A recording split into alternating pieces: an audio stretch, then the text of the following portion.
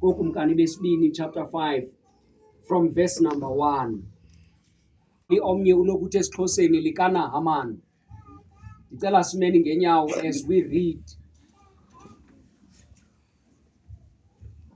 wakwa-Aram waye eyindoda enkulu enkosini yakhe, ebekekileyo ngokuba uYehova wayewanike ama-Aram usindiso ngaye. Loo ndoda yabe iligorha ilikroti, kodwa ineqhele. Ama-Aram ayephume ayakuthutha athimba ezweni lakwaSirayeli. Intombazana yasisigcakakazi kumkaNahamani. Yathi kwinkosikazi yayo, akwaba inkosi yam le ibiphambi komprofeti okwaSamari, ubeya kuyiphilisa eqhenqeni layo. Waya wayixelela inkosi yakhe, wathi ithe yathi ukuthetha intombi evela ezweni lakwaSirayeli. Wathi ukumkani wama-Aram, hamba uye, ndomthumela incwadi ukumkani wakwaSirayeli. Wahamba waphatha esandleni sakhe 10 leetalente zesilivere, 600 eeshekeli zegolide, 10 leengubo zokukhululana. Amen. Amen. Ndicela lithembekile ukusindisa nokuhlangula. Thetha ngalo namhlanje selicaciswa fikelela inhliziyo zethu ngoYesu Kristu Nkosi. Amen. Amen. Eli bazalwane libali esasike sathetha ngalo around phaya uNovember ka-2022. But ndithe xa bendimamele ndavuseleleka ekubeni ke siphinde silikrobe eli bali likaNahamani. Okokuqala, uNahamani kuthiwa yayindoda eyayingumSiriya okanye umAram. Eli gama lithi Aram neli lithi Assyria ngamagama athetha ntonye. Seso sizwe esasimelene noSirayeli ngexesha elithile lembali ekuthiwa uNahamani wayengumphathi mkhosi wesi sizwe singama-Assyria, ephantsi kokumkani ekuthiwa igama lakhe nguBen-Hadad, ukumkani wama-Assyria. Wayeseva uNahamani phantsi kokumkani uBen-Hadad wesibini, kodwa yena engumphathi mkhosi, inguye okhokela imikhosi yama-Assyria. Ndiyayithanda kulaa ndawo kaNdikhoyo, kwesaa siXhosa sikaNdikhoyo, ithi wayeyinjengele yomkhosi wama-Assyria. Hallelujah. He was a general, he was a leader. Lo tata kuthiwa nguNahamani wayeyinkokheli, and engeyonkokheli nje, ngoba kuyakwazeka into yoba umntu abe yinkokheli ngenxa yokubekwa, abe sesikhundleni nje sobunkokheli, kungabikho enye into adume ngayo. But uNahamani yena wayeyinkokheli ehloniphekileyo, ehlonitshwayo yinkosi yayo uBen-Hadad, ngoba kuthiwa ngaxa lithile uThixo wakhe wamnika uloyiso uNahamani xa kwakuhlaselwa amaSirayeli. Wamnika uloyiso, oyiswa amaSirayeli ngesandla sikaNahamani. So yenza loo nto into yoba uNahamani ahlonitshwe ngobukroti, ade ahlonitshwe ngukumkani lo wayeseva phantsi kwakhe. Wayeyindoda edumileyo uNahamani, eyindoda ehloniphekileyo, because xa uhlonitshwa ngukumkani ithetha into yoba uyahlonipheka kwisizwe sonke. Hallelujah.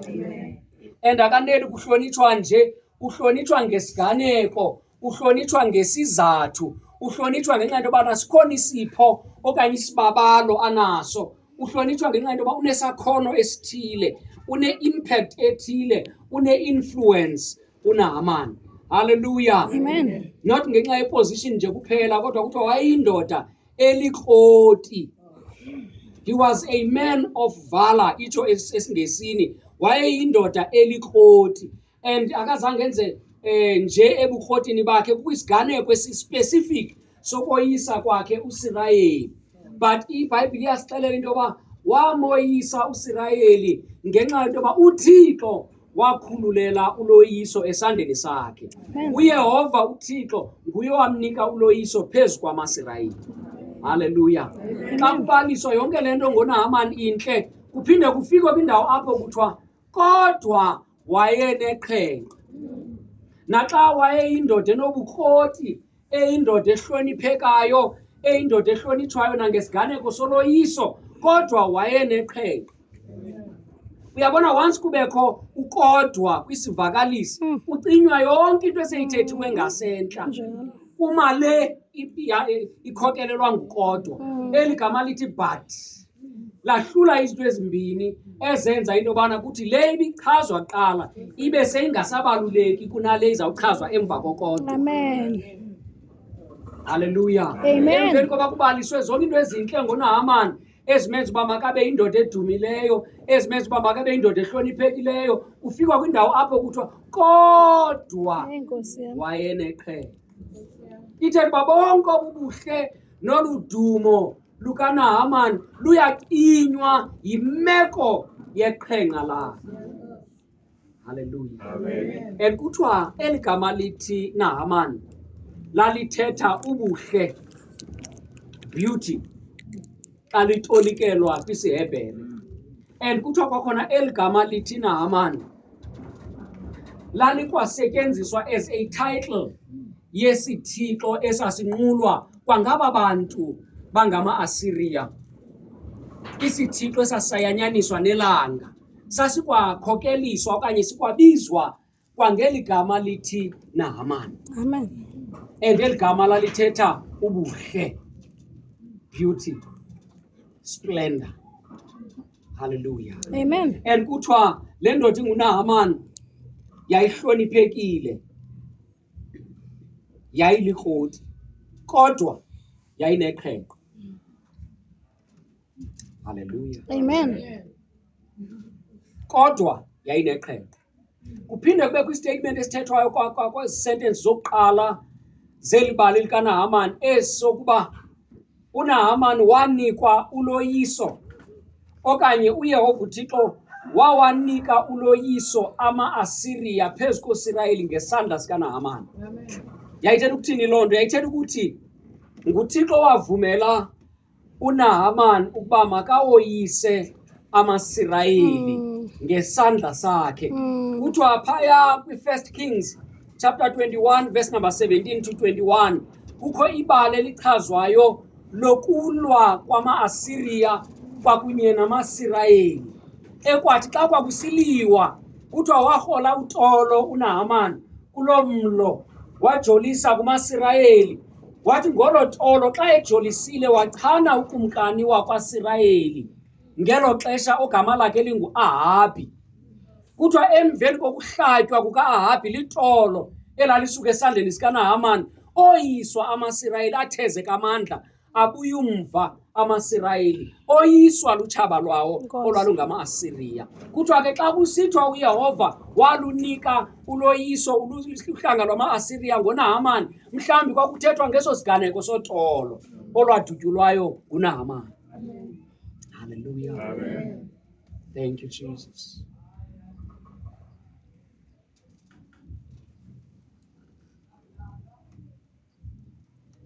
Naxa kwakunjalo, ibali lithi wayehloniphekile uNahamani kwisizwe sakhe. Wahlonitshwa uNahamani kwisizwe sakhe. Ngokhumbula into yoba ukumkani uAhabi ngulowa wayetshate ukumkanikazi uJezebhele. Ekwathi emveni koba wathabatha isidiliya sikaNabhothi ngenkani, uYehova wayalela ngomlomo womprofethi uba azamxelele uAhabi ukumkani into yoba apho igazi likaNabhothi laxhatshwa khona zizinja, nelakhe liyawuxhatshelwa khona. So yiyo le nto kuthiwa ke uNahamani wabetha uSirayeli encedwa nguThixo. Ngoba yayinguThixo wayeyalele into yoba igazi lika-Ahabi ukumkani liyawuchithakala ngokolwaa hlobo achithe ngalo igazi likaNabhothi. Aniyifundi ke iBhayibhile nizawubhideka. Haleluya. So yiyo le nto kuthiwa woyisa encedwa nguThixo. Ithetha ukuthi uThixo wasebenzisa lo mAsiriya ukubetha uSirayeli owayengammameli, engamthobeli uYehova uThixo. Kwelaa ndawo ithi uYehova woyisa ngesandla sikaNahamani, kuthiwa kubekwe igama eli kanye likaYehova phaa, kuthiwa uYehova. Amen. Amen. Ngoba kuyakwazi ukuba kuthiwe uThixo angabizwa ngagama, but kule ndawo kuthiwa uYehova, ngamanye amazwi nguThixo lo kaSirayeli ncam, Amen. lo ukwabetha uSirayeli ngesandla sikabani? SikaNahamani. Haleluya. Amen. Hayi ngoThixo wumbi, ikwanguThixo kaSirayeli oncedisa utshaba lukaSirayeli ukuze uSirayeli oyiswe, ngoba uSirayeli akamamelanga. Nkosi yami. But lo Nahamani woyisayo unengxaki. Ingxaki yakhe liqhenqa. And kuthiwa iqhenqa yayisisifo ngexesha lokubhalwa kweBhayibhile esasisoyikeka ngoba sasinganyangeki, sasingenachiza. Okwesibini yayisisifo sesikhumba, kwakuye konakale isikhumba, kuvela amaqhakuva, amadyungudyungu, izilonda apha esikhumbeni. Iphethe loo nto iwuchaphazela wonke umzimba de uphethe ulahlekelwa ngamalungu. Kuthiwa xa sele kutya kahle iqhenqa, amalungu la omntu ebenqaleka ade awe. Isikhumba somntu xa selifikile iqhenqa besingabi nazi feelings, sibe numb, ungeva nto, ibe ngathi luqweqwe isikhumba esi senyama yomntu. Kuthiwa ibisisifo esikhohlakeleyo iqhenqa ngohlobo loba xa uthe wachaphazeleka ubusosulela nabanye abantu. Uba ngaba ukhe wahlala phakathi kwabantu abaneqhenqa, uzawuphetha nawe uneqhenqa, and iqhenqa lalinganyangeki. KwaSirayeli kwakuthe kwakho umthetho owabekwayo kwincwadi kaLeviticus wokokubana wonke umuntu othe waba neqhenqa aze aye kubabingeleli, okanye wonke umuntu othe waba ne-skin disease ekukrokreleka into yoba angaba uneqhenqa makaye kubabingeleli. Ababingeleli ngelo xesha babenikwe iprogram neprocedure yokuhlola. Haleluya. Isikhumba somntu ochaphazelekileyo liqhenqa, yayikhona indlela ababekuhlola ngayo. Xa bethe bafumanisa into yobana liqhenqa ngenene, ayisosifo nje singesinye, bebe bakukhuphele bucala ebantwini, bekubhengeza bona. Xa bethe bakufumanisa into yobana uneqhenqa, ibe ngabo bazawubhengeza esizweni, ba-anawunse into yobana ubani kabani wosulelekile. And wosulelekile nje sesi sifo soyikwayo, sesi sifo soyikekayo, makakhutshelwe bucala ebantwini ukuze isizwe singadyobheki. Ubuthi wona xa uzokhuphela ikhutshelwe bucala. Ngelaa xesha loCovid bekukho ixesha ekuthiwa xa uthe wabe usulelekile uzawukhwarantinwa. Andithi na? Nalapha kwiqhenqa ubukhwarantina, but ikhwarantini yeqhenqa yile ithi akukho nyango, akukho nyangeka. Uzawukhwarantina until you die. Uzawubekelwa ecaleni de ufe ngoba iqhenqa lalinganyangeki. Haleluya. Amen. But kwimeko kaNahamani utheni kusithiwa woyisa imikhosi kaSirayeli? uThixo wawanika ama-Aram uloyiso phezu kwamaSirayeli ngesandla sakhe. Kutheni kuthiwa wayelikroti, wayeyinkokheli yomkhosi wama-Aram, kodwa kuphinde kuthiwa wayeneqhenqa? Itheni ukuthi wayengakhutshelwanga bucala naye nebantwini? Hallelujah. Possibilities can be that iqhenqa lakhe lalingekafiki kwistage soba angade abe unokukhutshelwa bucala ebantwini. Possibilities can be wayephila yena kuhlango olungengomaSirayeli olungenawo umthetho malunga neqhenqa. So wayengenandlela uba angakhutshelwa bucala because babengazi uba bayihendlisha njani imeko yeqhenqa bengama-Aram. Yayisaziwa ngamaSirayeli odwa loo nto. Haleluya. So naxa wayephila phakathi kwabantu, esebenza phakathi kwabantu, ehlonitshwa ngabantu, wayenengxaki efihlakeleyo. Wayenemeko eyayimtya yedwa. Naxa kwakubonakala into yoba uyoyisa kwelinye icala, uyalungelwa kwelinye icala, uyaphumelela kwelinye icala, kodwa wayenomvandedwa wemeko eyayimtya yena yedwa. Mhlawumbi isizwe sasingayazi, mhlawumbi amajoni awayewakhokela ayengazi, kodwa wayenomvandedwa uba athi xa eyedwa ajongane nemeko awayengenasisombululo sayo. Wayesityiwa liqhenqa. Though he was successful, though he was powerful, though he was influential, wayenabo nabahlobo, nokumkani wakhe wayemhlonipha, kodwa babengakwazi ukunceda imeko yakhe. Kwangekho nomnye okwazi ukunceda iqhenqa lakhe. Mhlawumbi wayenayo nemali ngenxa yesikhundla nendima ayidlalayo, kodwa imali yakhe engakwazi ukumnceda. He was dying silently. Wayesifa kancinci kancinci ngoba iqhenqa lalimhleli. Wayesityiwa liqhenqa lakhe. Kwangekho umuntu mhlawumbi uyaziyo imeko yakhe, kodwa imeko yona yayireal kumnikazi wayo. Yeah. Kuyakwazeka abazalwane into yoba singabona ingathi kuyalunga ebomini bomntu, sibone ingathi wenza kakuhle, sibone ingathi uyaphumelela, sibone ingathi iprogress ikhona, kanti ikhona nenye into esingayaziyo, ikhona nenye into exakileyo. Kuyakwazeka nakweli xesha esiphila kulo into yoba omnye umntu angaphila phakathi kwabantu simbone nobomi, simbone mhle engumntu ebantwini, kanti ikhona into emtyayo. Unomvandedwa wakhe, uneqhenqa lakhe, and iqhenqa lakhe likuye, laziwa nguye, and litya yena. Nkosi.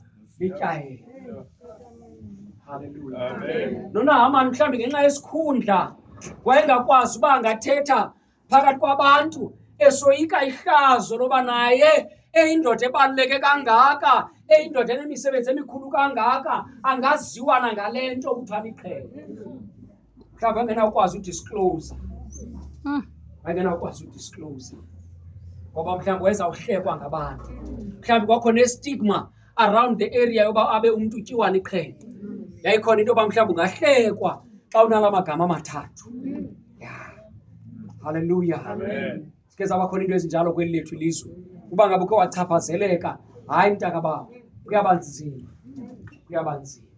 So noNahamani wayekuloo meko injalo yoba mhlawumbi wayengenawukwazi uthetha ngeqhenqa lakhe, kodwa lalimtya. Abantu babemazi eyindoda enamandla, babemazi eyindoda ene-influence, bemazi eyindoda ephumelelayo, enesikhundla, kodwa wayeneqhenqa. Wayesityiwa liqhenqa. Wayexa abantu belele engalali. Yazi bayakwazi abantu ukuphumelela mamulusithi, kanti nezinto ezibenze baphusha bafikelela kwizinga lempumelelo, kwizinto ezibonwayo, benziwe yimeko engaziwayo ngabanye abantu. Kanti behind your success and your victory, there is a hidden situation ongenawuthanda ukuthetha ngayo phambi kwamehlo abantu. Uphushwa yiyo, noba mawukwazi uba bathi abanye abantu belele nje, kuthi kubetha u-6 kudala wena uhleli. So ufuna uye emsebenzini ngoba utyiwa into ekutyayo. Sithi thina usebenza nzima, unempumelelo, yebethi uyaphumelela, kanti awukwazi ulala, ikhona into ekutyayo. Udungudelisa ngomsebenzi. Ufuna uba nje mawudungudelisa imeko ngomsebenzi. Namani bephakathi kwabanye abantu ndingabonakali uba ndinomvandedwa, ndingavakali uba nam ndinemeko endixakileyo, nam ndibaxube ndibe ngathi kumnandi, kodwa ndiyayazi entliziyweni akumnandanga. Xa belela ndilali, xa bethandaza ndithandaza, ndityiwa liqhenqa lam, ndityiwa imeko endingenayichazela abantu. Omnye mhlawumbi yimeko yesono, ikhona into engakwazi kohlukana nawe, kuba ngathi uyazama, uyawathatha amanyathelo nakule ndlela yokholo, kodwa ikhona into evele ikuthatha ikubuyisele emva. Uthi uhambe amanyathelo amahlanu mamadikani ukuya phambili, ivele imeko yeqhenqa ikuthi chu kancinane ubuyele emva. Ubone uba ndibuyele emva, ndibuyele emva, sendisithi ndiyaprogresa, ndityiwa liqhenqa. Abanye awukwazi nokhula endleleni yokukholwa ngenxa into yobana ikhona le nto ingohlukaniyo nawe, and awukwazi ukuma phambi kwabantu uthi yebethuna ndichaphazelekile, yebethuna nam ndihlaselwe, yebethuna nam ndinemeko. Uzifihlile ngehlazo lakho. Hallelujah. And yonke into efihlwayo inamandla okutya, okubulala, itshabalalise ngoba ibonwa. Nentwala nentakumba iyafihlakala, iwenza umsebenzi emfihlakalweni. Uve wena uba kodwa kule ndawo ndilunyiwe. ndilunyiwe. Yho Nkosi. Noba ndikayiboni kodwa ikhona into elapha, ndilunyiwe. Nomba wesono, uyakwazi isono, siyakwazi ukukutya sikunqenqethe xa Nkosi yam. Nkosi yam. Haleluya. Sibone thina ufanelekile, umhle, ungutata phakathi kwabanye ootata, kanti utyiwa yinto. Xa kulelwe awulali, kancinci kancinci yakutya. Yithi ndikuxelele, iza kugqiba, iza kubulala, uzawuphela ngawe uba ngaba ukhange wenza into ngemeko yakho. Nkosi. Kuthiwa ngenye imini uNahamani wafika kwakhe, kukho umyalezo oshiywe kwinkosikazi yakhe, sisicakakazi sendlu yakhe, awasithimbayo kumaSirayeli. Ngalaa mini babewabetha emfazweni, wathimba intombi yomSirayeli yomYuda, yaba sisicaka endlini yakhe, yaba likhobokazana endlini yakhe. Loo ntombi kanti inolwazi ngemeko uNahamani awayekuyo. Haleluya. Kuthiwa yahleba le ntombi ngemini ethile. Mhlawumbi yayisithi xa ihlamba impahla apha ekhayeni ibone into yoba ezikatata impahla zingcolanga njengezabanye abantu, zinegazi ngenxa yeqhenqa lakhe. Haleluya. Mhlawumbi wayesithi xa encokola nenkosikazi kaNahamani, abalise umama uba mntanam, ngoba imeko xa sele izinga, yabona xa imeko izinga, mama ulusiqonda uba kudala mandihamba nayo, zizawuba khona iindlela ezawumane iphuthuluka ngazo noba wena uyithethi. Kwabakufutshane nawe bazawuqaphela uba khona into. So mhlawumbi naloo mama wahleba kulo mntana emncinci xa kuhlanjwa iwashini, wathi mntanam, khona imeko kweli khaya ebuhlungu elihlazo. Tata walapha utyiwa liqhenqa, tata walapha ufunyenwe sesifo sibulalayo singanyangekiyo. Haleluya. Wathi umntana engeyonto, elikhobokazana, kanti unolwazi ngoThixo weemeko ezinzima. Nkosi. Hawu Somandla. Wathi yena engenanto ethinjiwe kowabo, wadelwa wadeleka, kodwa wasikwaba nomyalezo onamandla obalulekileyo wohlangulo noncedo kwimeko yabathimbi bakhe. Nkosi.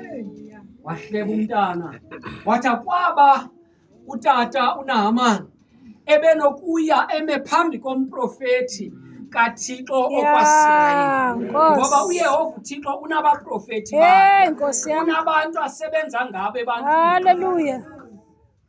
Wahleba umntana, wathi khona umprofethi kwaSirayeli, xa inodibana nale meko yalo tata zingatshintsha izinto. Khona indoda kaThixo enothi xa idibana nalo tata kungenzeka ummangaliso. Wayiva le nto lo mama, wangadeli, ngoba sometimes umyalezo wohlangulo lwakho ubekwe ebantwini abadelekileyo. Sometimes uncedo lwakho lubekwe ebantwini obasingela phantsi. Kodwa ujonga ubona into yobana apha bekungenawumilangca, apha bekungenawulunganto, kanti kukuloo ndawo kanye apho uThixo abeke uncedo lwakho kuyo. Abaninzi bagqithagqitha around lo mkhukhu, ababoni life, ababoni progress. Haleluya. Kanti mhlawumbi kukule ndawo apho uncedo lwabo belunokufumaneka futhi. So uncedo lwendoda enkulu, indoda ehloniphekayo, indoda esemagunyeni, lwalulele kwikhobokazana awayelithimbe kwaSirayeli. Wathi lo mntana khona uncedo ngomprofethi okwaSirayeli. Yathi xa ifika le message kuNahamani, wathi naxa eyindoda ehloniphekileyo wangayideli, ngoba sometimes xa sishumayela niyadela.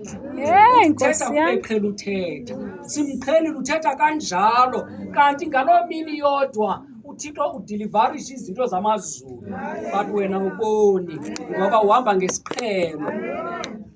Ukhonza kuba uqhelile, uhamba nabantu osele baqhelile, kudala bashumayela, kudala bathetha kuwe, awukwazi kwahlula naxa uThixo etyelele kuwe ngemeko yeqhenqa lakho. Abantu bayagugusheka ngezinto zabo, and ziyabatya abantu izinto zabo, ngoba uThixo usebenza ngento ethe yabekwa phambi kwakhe ekukhanyeni. UThixo kukukhanya, kwaye thina bathe banobudlelwane kuye, saba nobudlelwane naye ngaye uYesu. usenze saba kukukhanya kwehlabathi. Haleluya. Nayiphini into oyifihlayo kuye akakwazi ukuyisebenzana nayo. Rather inamandla into efihlwayo ukutya ide ikubulala. Haleluya. Yabona into oyifihlayo iqhenqa lakho lizawutya wena futhi liza kubulala, and liza kubulala uncedo lukhona.